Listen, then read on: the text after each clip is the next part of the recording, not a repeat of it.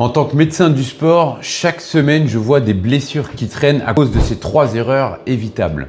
Aujourd'hui, je vais vous parler de ces 3 erreurs et vous expliquer ce qu'il faudrait faire à la place. La première erreur, vous la connaissez tous, on a tous vu des gens faire ça, c'est reprendre l'entraînement trop tôt. Oui, ça paraît bête, ça paraît évident, mais même chez les professionnels, on le voit encore. Dans le monde amateur, je vous en parle même pas, c'est quotidien. On sait qu'il ne faut pas le faire, mais c'est fait. Exemple les plus concrets, l'entorse de cheville ou encore la tendinopathie. Parce que physiologiquement, qu'est-ce qu'il se passe? Sur une entorse, on va dire classique, où vous avez un petit bleu, la cheville a gonflé, beaucoup reprennent à 2 à 3 semaines alors que physiologiquement, l'inflammation est encore persistante, le ligament est encore très fragile. La douleur n'est plus là, mais l'organisme est encore dans un plein process de cicatrisation. Donc quels sont les signes qui vous permettent de savoir si vous pouvez reprendre? Pour rester sur cet exemple de l'entorse de cheville, il ne s'agit pas seulement de ne pas avoir au repos, parce que vous, ce que vous voulez, c'est ne pas avoir mal à l'effort. Donc il faut tester cette cheville sur des exercices d'intensité de plus en plus élevés. Si vous n'avez pas mal au repos, vérifiez que vous n'avez pas mal en marchant, vérifiez que vous n'avez pas mal sur du renforcement avec un élastique, vérifiez que vous n'avez pas mal en portant une charge, vérifiez que vous n'avez pas mal ensuite en marchant vite. Si vous n'avez pas mal en marchant vite, vous n'êtes toujours pas prêt à sauter pour aller dunker au basket. Donc vérifiez que vous êtes prêt à accélérer, à driver. Si vous n'avez pas mal là, ça ne veut pas dire que vous aurez pas mal avec des adversaires en situation d'instabilité à vouloir rattraper le ballon.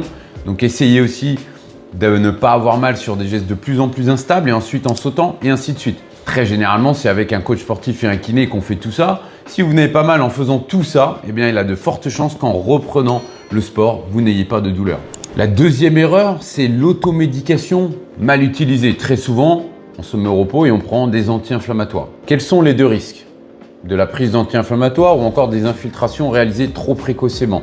Je ne suis pas contre les infiltrations, au contraire, j'en réalise beaucoup, mais elles doivent être faites à bon escient. Parce que sinon, elles vont masquer la douleur. Et je vous en ai parlé au début, la douleur va être votre meilleur allié pour savoir où vous en êtes et est-ce que vous pouvez reprendre. Ensuite, on peut altérer le processus de cicatrisation. Quand vous êtes enrhumé, quand vous êtes malade, l'intensité de vos symptômes est liée à quoi? Elle est liée à la mise en effervescence de votre système immunitaire et des processus de cicatrisation. L'intensité de vos symptômes est très souvent directement corrélée aux cellules immunitaires qui se mettent en branle, donc à votre système qui fonctionne bien. Donc ne l'altérez pas trop. Quel médicament prendre? Si vous avez très mal, Doliprane évidemment. Ensuite, si vraiment la douleur est trop intense, effectivement, on peut à ce moment-là venir utiliser des techniques comme la mésothérapie ou alors effectivement des anti-inflammatoires. Mais dans ce cas-là, le but est de vous aider à avoir une rééducation indolore, pas à les reprendre.